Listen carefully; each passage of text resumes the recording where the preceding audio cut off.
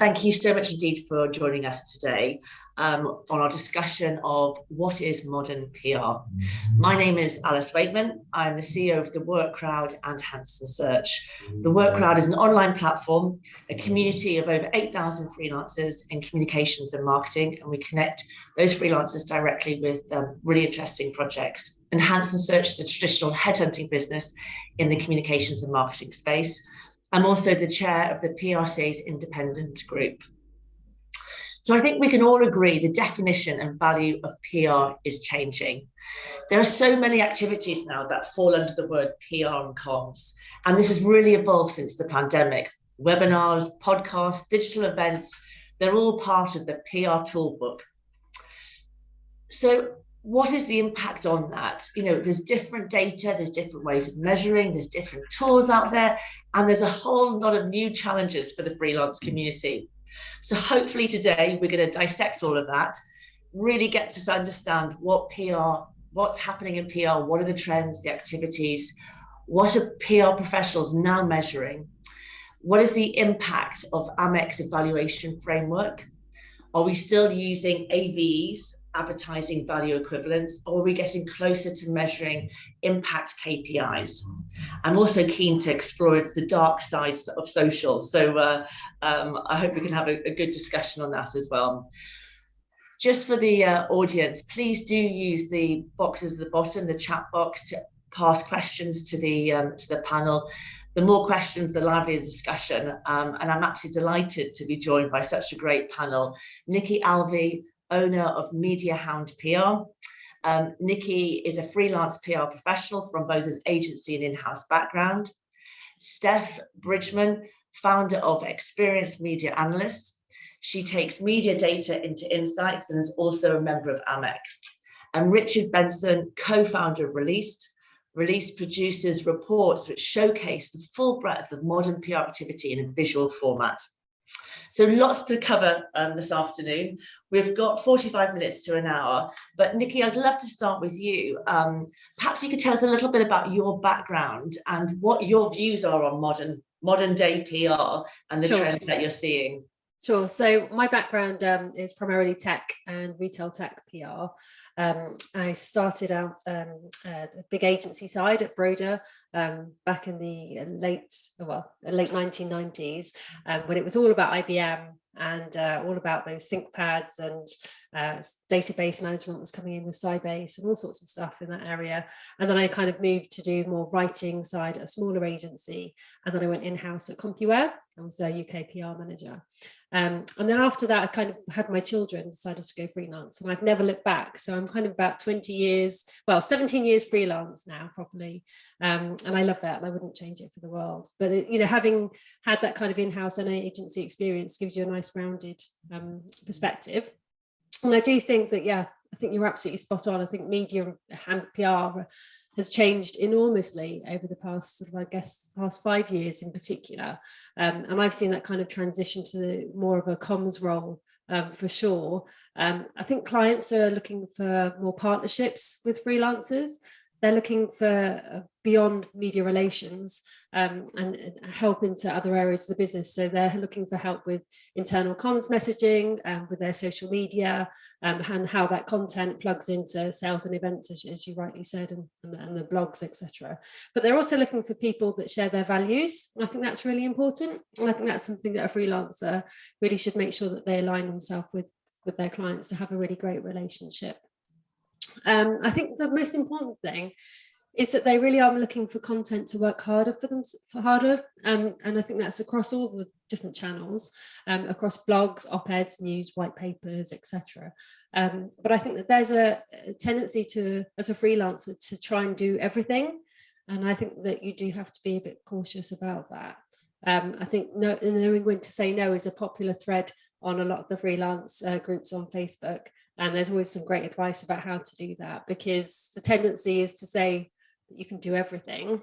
And there's a little bit of danger in that. And there's a lot to be said for saying no or bringing in other freelancers when it's not really your comfort zone. So I think that's a big strength.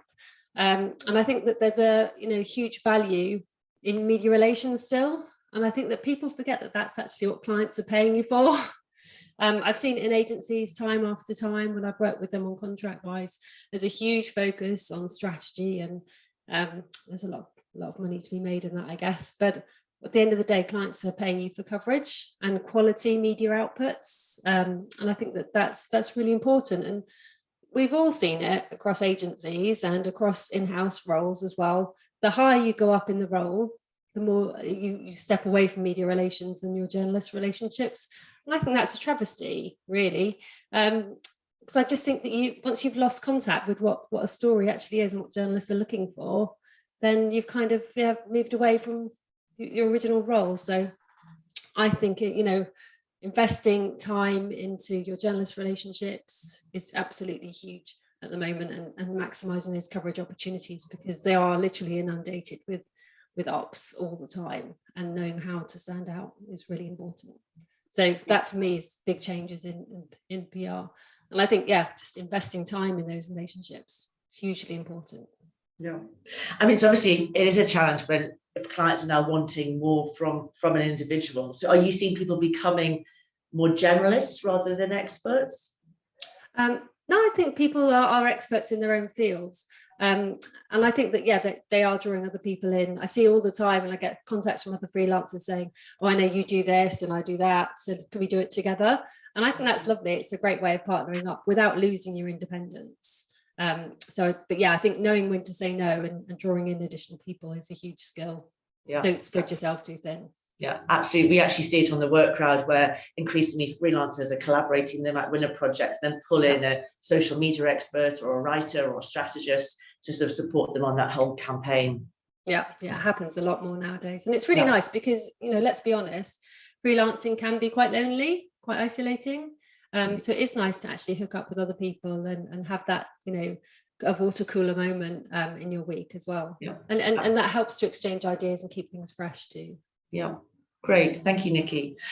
Steph, perhaps you could tell us a bit more about your background. I mean, you've been working with freelancers for the past sort of 20 years. Be lovely to also hear about AMEC and what they've done and the recommendations that they've made. Brilliant. No, thank you so much. And thanks for having me. Well, I'm Steph Bridgman, and I started in the measurement industry around 25 years ago for an agency called Metrica, which was then sold to Durrance and morphed into Gorkana and Cision and so on. And it's interesting, actually, because the media evaluation industry has used freelancers for many years, ultimately. And you don't really know how much work there is going to be tomorrow until the newspapers go to print tonight. And so it's really important that the industry can draw upon a freelance workforce of humans to analyze media content. And so I've been working with freelancers for 20 years, and I sort of echo a lot of what Nikki's said there. It's been the same for us freelance media analysts too. It can be a lonely place, but it's great to be able to collaborate and bring strengths of different types of activity within the measurement space together. So that's been an interesting one. I've been on the board at AMEC since 2020, and I'm really excited because next week we've got our industry global summit, first time in person since 2019, and I'm just really excited about having my first in-person board meeting as well. I'm really looking forward to that. One of the things we're going to be outlining next week at the summit is the results of our member survey. So I can only draw on some of the results from the previous year's member survey. So I'm kind of, if I do explain any trends, I'm probably referring to last year's trends at the moment, but there'll be some updated trends out after next week's summit in Vienna. But definitely one of the things that we've seen, sort of building on the work that AMEC has done in terms of outlining best practice, and I think Richard will come on to this when he talks about the report that they've worked on around the KPIs that they're seeing and the changes in those, sort of between, say 2015 and 2021. But we've definitely seen a move towards more sophisticated measurement. There has been a move within the industry towards a great deal of automation, but then with that allows more freeing up of humans' time to add those compelling insights and actions and recommendations. So there's a sort of two different directions really, of both automation and an increased need for human brain work to to make sense of the data and to empower clients to understand really what they should be doing next from the data that has been found. So there's definitely been that move, and very much an integration also, a need for greater breadth of data points to be considered within the media evaluation program, not just measuring media coverage, but measuring other things too, measuring social, looking at Google Analytics, for example, looking at hits to websites, taking in other data points also, perhaps podcast information around webinar attendance, all these other things that comms people do as part of their day-to-day activities, not just about media relations, but about measuring all of that other stuff too, and sometimes about measuring stuff that doesn't happen. So it's, lots of different challenges there in the measurement world, but it's very much been a move towards greater sophistication, I would say, and greater integration in the past few years. Great, thank you. Look, I'd love to deep dive more into that, but Richard, let's go to you and just talk a bit about your findings and report that you've recently released. Yeah, so thanks very much for having me today. My name is Richard. I am the co-founder of Released, which, as you said, is a tool used by actually a few hundred, if not a few thousand freelancers across the world to actually create reports that showcase coverage metrics and all the rest of their work in a very visual way. And so part of what we do is we sit around and think about what PRs are kind of asking, and really we were having a thought about what are the most popular KPIs in PR these days, and how have things changed over time, and how close is the industry to what AMEC recommends doing. And the way we think about it is it's very hard to answer those questions. Most of the conversations are based on anecdotal evidence or hearsay, but I think the unique position that we found ourselves in is that as part of the process of creating reports in our tool, there is the ability to create custom KPIs and custom metrics, literally to pick a number, to describe it, to even add an icon. And we realized that in our database over the last 6 years or so, there's actually over 400,000 of these KPIs have been created, over about 100,000 reports, obviously by thousands of customers. So I guess we felt we were in quite a unique position in terms of we actually got this huge data set that we can mine, and for the first time ever, really answer those questions with hard data. So we created a report which is free, which you're referring to, called the most popular KPIs in PR, which you can download on our website. And we basically went through each stage of AMEC's integrated evaluation framework and said, okay, for each stage, how are we doing? How are things measured in the past? How are they measured now? How close are they to what AMEC recommends? And yeah, it was a very interesting process, and we came up with some fascinating results, which I'd be happy to dig into in a bit more detail. Yeah, Richard, please do. Great to hear about them. Well, obviously the report is quite long, so what I'm going to do is condense it down to 2 or 3 key findings, which obviously we can dig into in more detail. But the first one was really something Steph mentioned, which is around activities. So in AMEC's framework, activities are defined as the stuff you do before the comms work starts, so before the coverage hits, all the busy work behind the scenes. And what we found was that in 2015, and all the reports that were in 2015 that were created during that time, about 20% included one of these activity KPIs. But when we looked last year, that figure was up to about 80%. That was the biggest change we saw. And so there's different ways of interpreting it. One is it a red flag that we're measuring stuff that isn't that important in terms of the results? But actually, when you dig into the details, all that's happened is that there's more stuff to measure in that area. So back in 2015, our customers were predominantly just doing media relations. And now if you look, almost without exception, PR agencies and freelancers offer a much broader range of services. So they manage social, they create content, they do strategy, etc. That's just table stakes these days. And all that means is that there's more stuff to measure in that area. And I think my conclusion is positive. It's that the industry has diversified its offerings. That can only be a good thing, and it stands us in really good stead for the future.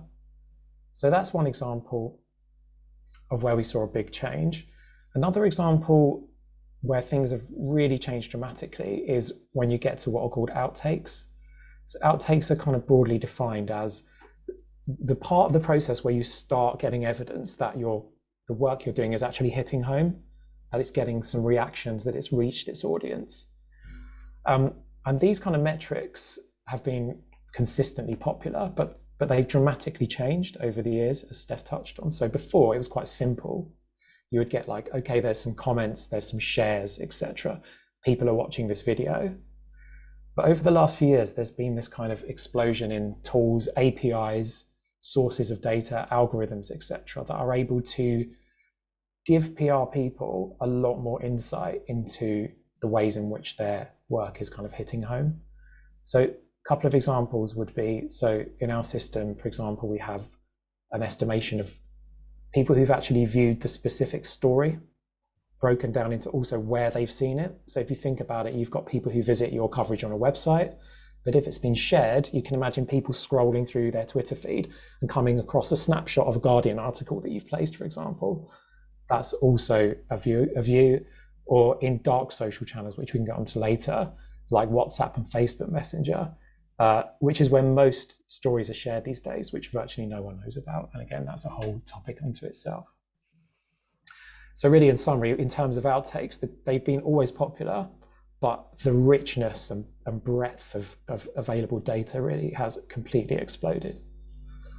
And then the final and most important section, most important certainly to AMEC and people around the industry who are banging the drum for best practice, is what is called outcomes and impacts.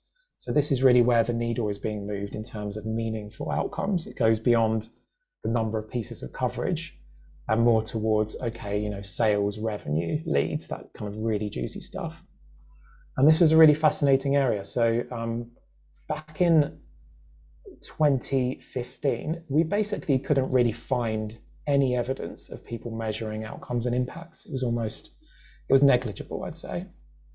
When we looked last year, it was noticeable, but not great, as in there had been inroads made across the board, but there still wasn't widespread use of these kind of KPIs. To give you an example, that the way we broke it down is we broke it down by reports that were sent to enterprise versus reports that were sent to SMEs versus individuals, in terms of what percentage of those reports included one or more of these outcome or impact KPIs. And the most predominant one was actually SME. So reports that are being shared with SMEs tend to be most likely to include these KPIs. That was only 16% of reports. Enterprise was 9%, individuals was about 1 or 2%. So we thought, well, why is that the case? Is it that PR people don't understand what these are and why they're important? We don't think that's the case. So what we did is we identified some of the customers, as many as we could, that actually had used these specific KPIs, and we just interviewed them and we had conversations with them. And what transpired is that there is almost universal understanding that this is what we should be measuring. And I know that this is a bit of a cop-out, but it's really, really hard to do so. So we were like, well, why is it hard? Like, what is hard about it specifically? There were kind of some patterns and some commonalities and some things that need to be in place for PR people, whether you're a freelancer, an agency, or an in-house team, to effectively measure the impacts and outcomes of your work. We call them the 3 A's. So the first one is awareness. So on too many occasions, too much time is being spent explaining what PR is to clients or executives, what it can do and how it works. Too many questions of this, of the nature of, we just want to be on the front page of the FT every week, just get us, which everyone has heard. Everyone who's worked on PR has heard some iteration of that. And that takes up huge amount of time and resource, which should be spent on other things. The second one is aims. So you've got to have realistic, achievable and trackable aims in place.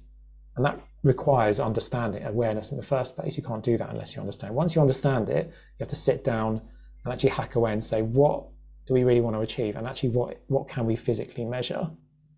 That's the second part. And the third part was the most tricky of all, and that is access. So you need access to the right teams and the right tools. And this is really where things kind of fell down too often, in that it was just too hard to get access to the client's Google Analytics, to Salesforce, to the sales team, to the marketing team with all their data. And I think also that explains why SMEs, reports shared with SMEs, are most successful in this area.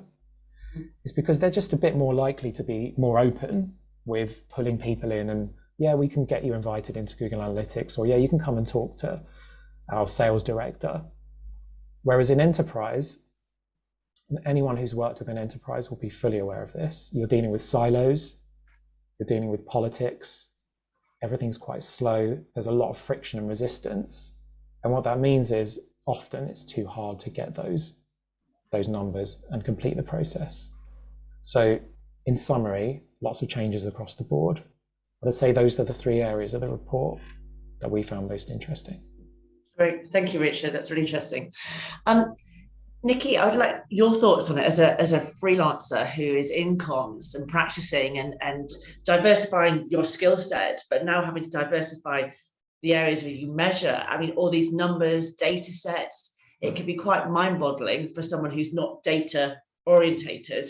It can, yeah. I mean, I had a question for Richard, really, and one area you didn't touch on there, given that an audience of probably freelancers here today, is, you know, whether you think cost is a big barrier still, and that's why people still aren't doing it. Well, I promise you this wasn't a planted question, but no. I was going to ask that later. Yeah.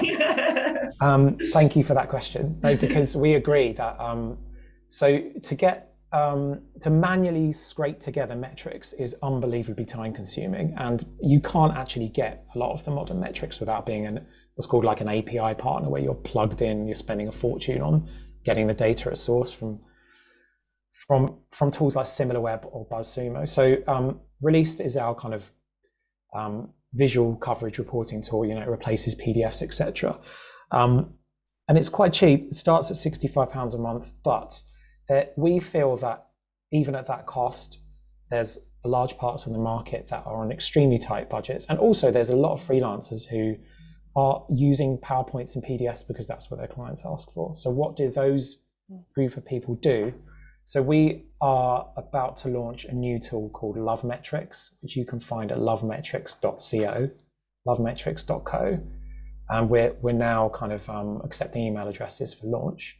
And it will start at $5 a month, so £3 a month, to get all of your social media and online coverage metrics, all the metrics we've talked about today, coverage views, dark social, live social shares, and all of the ones you'd expect like reach and domain authority. Literally put your URLs in bulk, get all the metrics, and then get on with your job. Because we do feel like there is that part of the market, the freelancer community, is not necessarily being served. Yeah, I think it's that kind of like that chicken and egg thing, isn't it? So a lot of us freelancers are working with really tight budgets, and it's really hard to get clients to scale up anyway, let alone pay out for a service that would actually serve us well, because it would help us to prove the value of PR. So I think, you know, is a tricky one, and it definitely wasn't a planted question. But I have started seeing more use of tools like Nectarize and Ace Media and other types as well to provide clients with some data, and the clients love it, I must admit. You know, the Nectarize report that I used with one client, you know, they just love the fact that it shows dark social figures, that it gives all sorts of, you know, shares of voice and, you know, and a lot of quant data. But I think we shouldn't underestimate the value of like qualitative data as well to demonstrate value, because as you say, it's a lot more goes into it than just the coverage outputs as well. Yeah, just to clarify, Nectarize is Released. We're the same thing. We rebranded a few months ago. Fantastic. Yeah. Even better. Yeah. Great, thank you.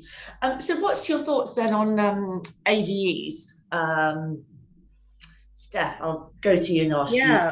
Well, AVEs, I remember chatting about this in my job interview with Richard Bagnall, chair of AMEC in 1998. And he's written a great piece. If you Google 22 reasons to say no to AVEs, you'll probably find a piece written by Richard.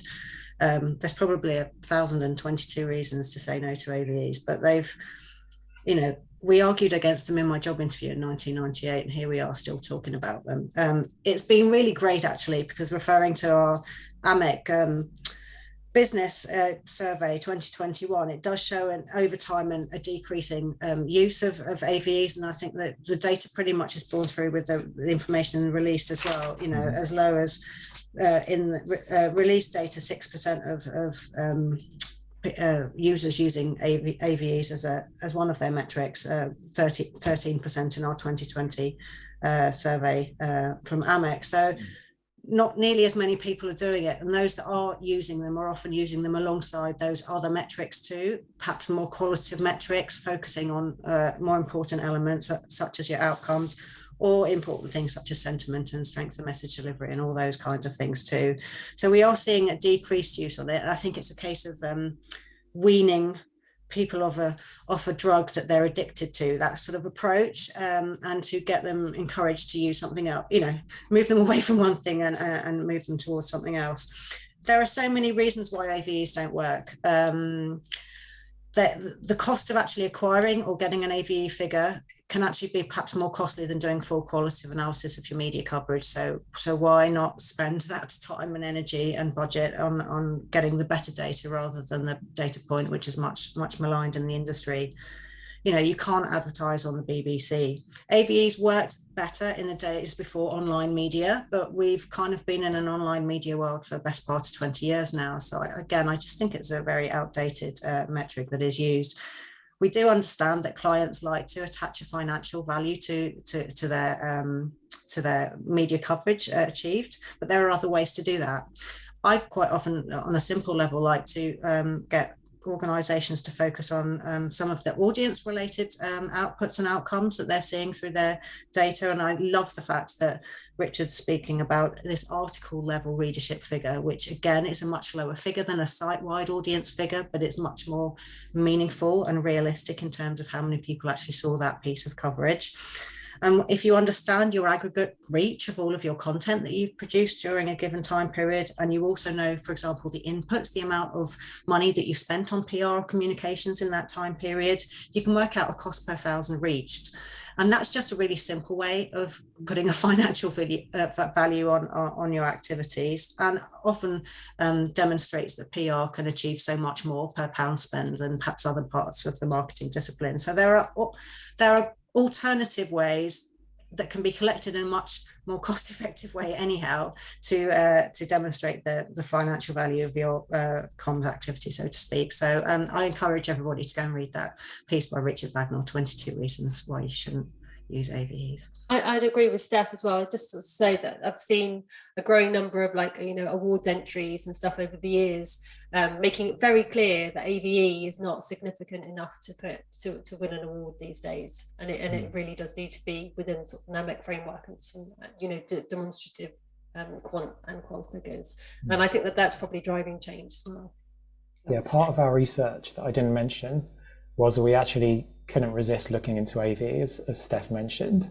So we did, we looked at the percentage of reports that included it in 2015 and then in 2021. So in 2015, it was 18%, so that's nearly, 1 in 5. And in 2021, it had gone down to 6%, which is good. But something we've noticed recently is that, and I wrote a post on this on our site, is that it's changed its name. So we're getting less asked about AVE and more asked about PR value, which when upon questioning turns out to be AVE in disguise. So the problem with that is it's a bit of a wolf in sheep's clothing, because AVE is so easy to take apart, as Steph said.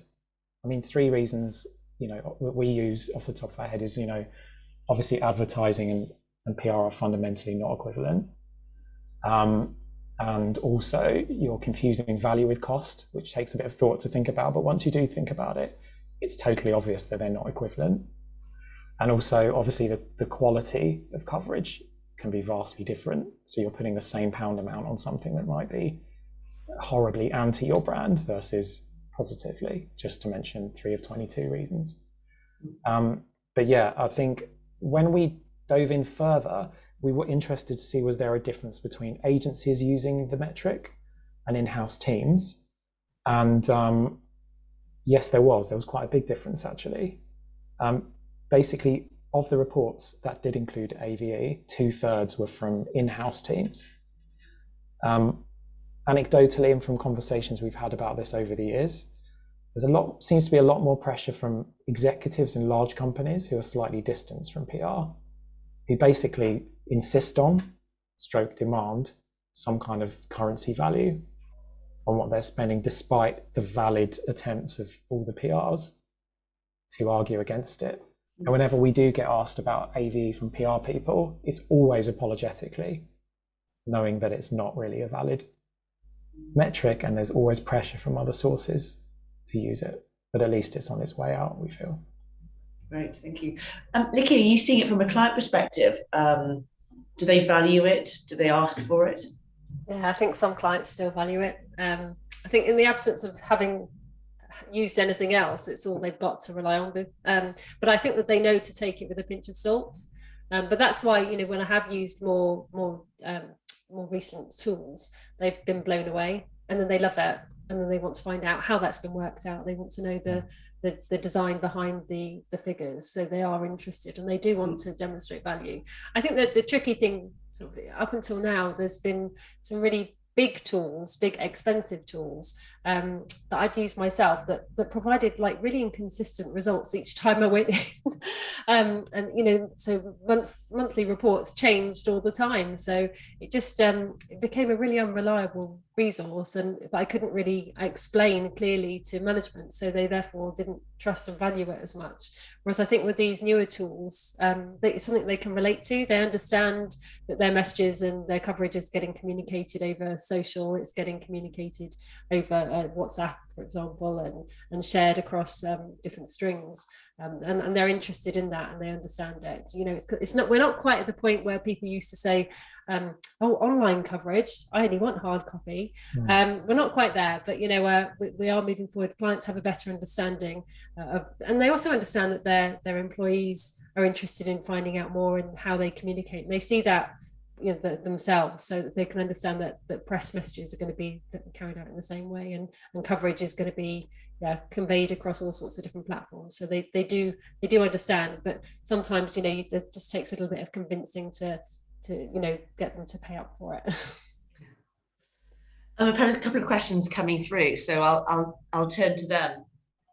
One, Ruth has said, I regularly look into Google Analytics to measure organic digital press, and even with high circulation titles, I see barely any traction across traffic to site and sales. I'm also flummoxed as to how to justify press on top tier titles. Obviously, the impact may be longer term, but I see little impact in the short term. Wondering if you have any advice and thoughts here. I'm happy to jump in on that one. Yeah, I see similar kind of things. It's delightful when we can get access to our clients' Google Analytics, and then you really hope to see loads of click-throughs when they've had a piece in the Daily Mail, and you want to see really how many people did click through, because your Daily Mail is often your big hero reach piece. And yeah, sometimes it can be disappointing when you see there were 5 clicks from the Daily Mail through to the client site. It's interesting. It's interesting and important that we have access to the data and that we see it. Sometimes it's important within an agency or for freelancers to just have that access to the data and see it, and perhaps keep that close to their chest first of all, but it's important to know that. That data is kind of coming through in what's called the referral view, traffic view of Google Analytics, but there are obviously other benefits to there being online coverage achieved, and you might not see that click through immediately. So sometimes you have to ask your question, when are you looking at the Google Analytics? Are you leaving there? People don't always click through on the day that it's published and so on, and there can be that long tail effect to media coverage, particularly coverage that you can place, and in terms of trade media, it's often easier to place, often easier to get your links in there, and those trade pieces can have that sort of longer tail effect because people are more likely to click on them sometime after the piece was posted. So just maybe decide a little bit after the month or the end of the quarter or the end of the campaign before you go back and look at that data, and perhaps take a look sometime after. But also just bear in mind that there are other ways you can demonstrate the impact of the online coverage achieved, let's say, and not always demonstrated perhaps in that low click-through rate from the link achieved. It's the fact that web crawlers such as Google will consider that link anyhow, and consider that important in the way it crawls and lands that piece of content back when people search for it. So it has a sort of SEO impact from that point of view.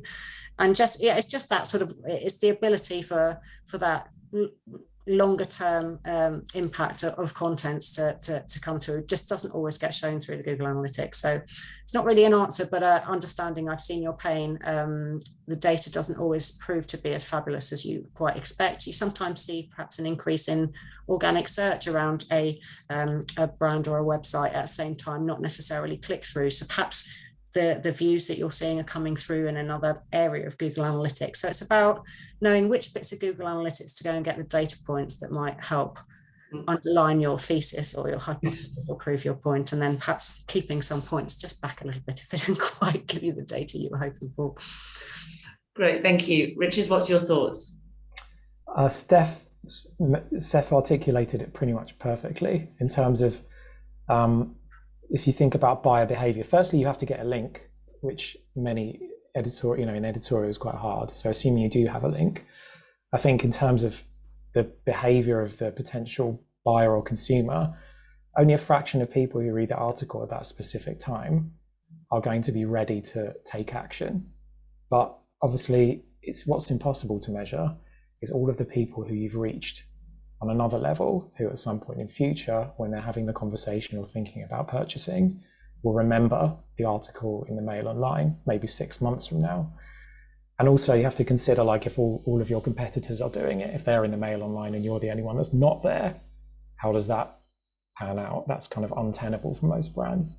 So it is frustrating, and everyone would love to do a piece of activity and get a huge flurry of immediate results. But I just think, yeah, when you zone in, you've got people who've come across the article by accident, people who are interested but not ready to buy, people who didn't finish the article, people who didn't see the link, people who do it later, and what's left is just a tiny fraction of people who think, yes, I'm going to click this link and actually take action. I think that's just normal buyer behavior. Yeah. Nikki? Yeah, I would just say I feel your pain. I think we've all been there. I'd reiterate Steph's points about checking back at different points. I'd also just, as a tip, just make sure that any link is maximized sort of within the first couple of hours of it coming out as well, because that really does help to boost pickup. And that's making sure that link gets, obviously be careful with the NLA stuff, but make sure that you drive people to that site quickly, and get their employees to do the same as well, with clients' employees, and spread that message as far and wide as possible, as quickly as possible, while it's interesting and newsworthy. And this seems, Nikki, very relevant to your first point in terms of, content and clients wanting content to work harder. So it's sort of amplified out across so many different areas. I know you sort of answered the question through the chat box, but what do you mean about amplifying that content? How do you make content work harder? Yeah, so when I work closely with clients, I obviously link in to, get briefed on what their messages are going to be for that quarter and their key themes, key events, etc. And then I check in what content they're producing. So there might be just a few objectives or bullet points or whatever, or there might be a full white paper, in which case it's brilliant. But it's about taking that content and then spreading it across different platforms. So if they've got a white paper, think about what op-eds you could pull out of it, what media pitches you could create from it, whether there's a blog that you can pull out some social media posts from it. Just think how you can get that content to work really hard. So white papers are an investment that the clients probably spent maybe a couple of grand on, maybe even more. So let's see what we can do with it, and just think across as many platforms as possible to make that work hard, and it just helps to get the messaging out a little bit further. And reiterate, everything from, taking it to events, speaker speeches, speaker pitches, all sorts of stuff that you can do with that. And, it's really invaluable stuff that you can work with. Great, thank you. Another question, Nikki's probably at you again. What would you suggest for someone just starting out in PR and trying to make those important relationships with journalists? Twitter. Right. Simple as that. every time. Journalists are all on Twitter. None of them mind you contacting them on there. They're not going to get shirty about you dropping them a WhatsApp, or well, they would get shirty about you dropping them a WhatsApp or going onto their LinkedIn, most likely. But on Twitter, they're really happy to chat. So I would start by looking at your media lists and then adding some of the accounts for the key journalists that you want to build relationships with, and just start liking some of their posts, start engaging with them, replying back, as well as putting your own stuff out as well. And that really does help to get your foot in the door. And it helps to build that conversation, because it's so hard to get them by phone these days, practically impossible and not even worth trying. And on email, you're in a mountain of their inbox. So yeah, Twitter is where the journalists are at. So I would highly recommend that. And you can see when I go on my Twitter, I always see really great, strong PR people that are doing exactly the same. And it's invaluable. Great, thank you for that advice. Richard, I'd like to explore dark social. Perhaps you could explain what it is for those that don't know what dark social is, and how we can measure dark social, because it seems very mind-boggling to me. Yeah, I mean, it's something we didn't come across until the last couple of years, to be honest with you, when we were overhauling our metrics. So I'll try to explain it as succinctly as I can. Basically, dark social refers to social channels which do not provide data to the outside world. So they're kind of closed. So an example would be WhatsApp, which is obviously encrypted, Facebook Messenger, which is also a private messaging channel, but not Facebook. That's the difference. So Facebook, everything's public. Not only that, but they have an API that we actually plug into lots and lots of data. So that's what's described as open social. So dark social in summary is like WhatsApp, Slack, Facebook Messenger, even email, text, where it's kind of hidden. The reason why it's vital to know about is because according to all the research, a vast majority of sharing activity takes place on dark social platforms. So I'll give you an example of what is a dark social sharing activity. What does that mean? So let's say you find a story on The Guardian, or you find a story on a Facebook wall. You think, my friends would like to know about this. You copy that link, you put it into WhatsApp. That's basically a dark social share. It's gone out of the realm of the public into a private sphere. The interesting thing about dark social is that really it is the holy grail in terms of like PR sharing, because you've got someone who's thinking about a story and thinking about specific people very close to them who would like that story and giving that story to them. So really, that's like as good engagement as you can get, but it's all happening out of reach. So given that all of the research that's been done about it confirms that, somewhere up to, the biggest number I've seen is like 80% of shares are happening on dark social. It's anywhere between, I've seen anything between 25 and 80%. We can't not talk about it or not know about it or think that it's something that it isn't or think it's scary. We have to know about it because, a story that might have fallen flat on open social might be going crazy in dark social. So what do we do about that then? Well, you can't measure it directly because it, by definition, is unmeasurable. But what if you could kind of infer from open social activity what was happening in dark social? And that's kind of what we did. So we partnered with a company called Get Social, and they have software that is able to track or estimate, using very clever technique, what percentage of website traffic is from dark social. I can explain how they do that, but I propose not doing that because it's a bit technical, but I'm happy to do so if anyone's interested. And so we reached out to them and said, hey, we want to start trying to measure this kind of dark social activity. Is there anything we can do? And they very kindly gave us about 200 million records of data anonymized from their clients. In principle, it showed open social sharing activity and dark social sharing activity. And there is basically a ratio between the two. In other words, for every open social share, there tends to be X number of dark social shares, but that varies according to various variables that I won't go into now. But essentially what we did is we said, okay, well, we want to start the conversation around this. We want to start trying to measure it and at least have conversations exactly like we're having now.